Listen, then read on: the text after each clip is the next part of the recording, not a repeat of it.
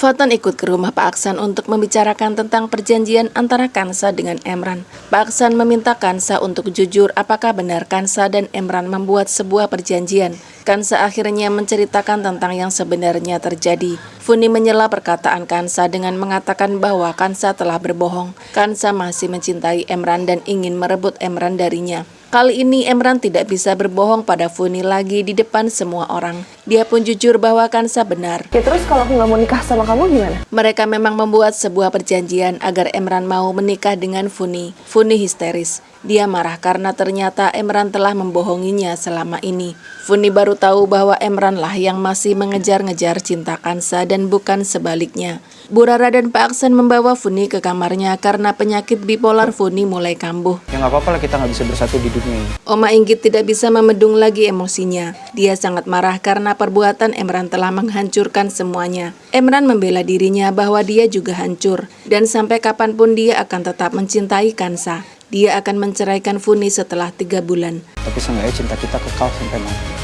Kansa benar-benar muak dengan sikap Emran. Dia tidak peduli apapun yang akan Emran lakukan. Walaupun Emran akan menceraikan Funi setelah 3 bulan nanti, Kansa tetap tidak mau menikah dengan Emran. Emran telah menyiapkan sebuah pulau yang telah dia sewa selama 99 tahun. Pulau itu dia beri nama Pulau Ransa. Jika Kansa menolak dirinya, maka Emran akan membawa Kansa ke Pulau Ransa dan tidak akan membiarkan siapapun menemukan mereka berdua. Jika tidak bisa bersama dalam hidup, maka Emran akan mengajak Kansa mati bersama. Betapa marahnya Fatan. Dia tidak akan pernah membiarkan Emran merebut Kansa darinya. Pak Aksan memisahkan mereka berdua. Pak Aksan meminta mereka untuk tidak membicarakan tentang perjanjian antara Kansa dan Emran karena kondisi Funi sedang tidak baik-baik saja saat ini. Untuk sekarang Pak Aksan meminta mereka menjalani hari-hari seperti biasa sampai menunggu apa yang akan terjadi setelah 3 bulan. Pak Aksan meminta Emran untuk tetap berusaha menjadi suami yang baik untuk Funi dan juga ayah yang bertanggung jawab demi Sultan. Emran tidak boleh melakukan kecurangan lagi karena Pak Aksan tidak akan membiarkan hal itu terjadi. Fatan berpamitan untuk pulang karena dia harus kembali belajar. Dalam waktu dekat Fatan harus berangkat ke Singapura. Kansa merasa bersalah karena telah mengganggu waktu belajar Fatan. Tentu saja Fatan tidak merasa bahwa Kansa bersalah padanya. Tetapi untuk saat ini sebelum Fatan pulang, dia meminta satu hal kepada Kansa. Fatan meminta Kansa untuk membuatkan kopi kesukaannya. Dan setelah itu Kansa nanti juga harus menemani Fatan saat belajar dengan cara sleep call. Terima kasih.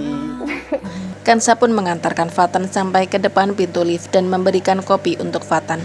Fatan menggoda Kansa. Fatan kembali membuka pintu lift seolah-olah tidak ingin pulang ke rumahnya. Assalamualaikum. Waalaikumsalam. Hati-hati ya. Kansa hanya bisa tertawa-tawa dengan kelucuan tika Fatan yang seperti anak kecil.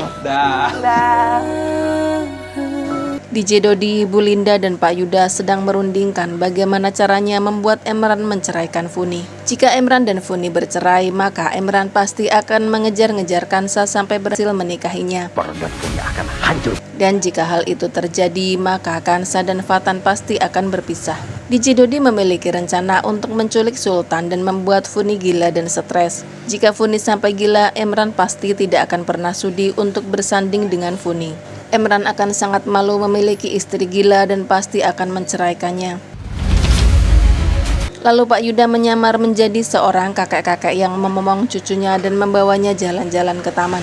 Pak Yuda mendekati Bu Rara dan Funi yang sedang mengajak Sultan bermain di taman. Pak Yuda mengajak mereka bicara dan mencari simpati dari mereka berdua. Bu Rara dan Funi merasa kasihan pada Pak Yuda yang dalam ceritanya adalah seorang kakek yang harus menjaga cucunya sendirian. Kita mengambil anak itu ikat. Bu Rara dan Funi tidak sadar saat secara diam-diam Pak Yuda menukar Sultan dengan sebuah boneka. Pulang ke rumah dengan santainya setelah Pak Yuda yang menyamar berpamitan pergi. Bu Rara dan Funi tidak pernah didorong mereka adalah sebuah boneka. Tunggu aja ya lo, Kansa. Kebodohan lo sendiri yang bakal ngehancurin lo dari yang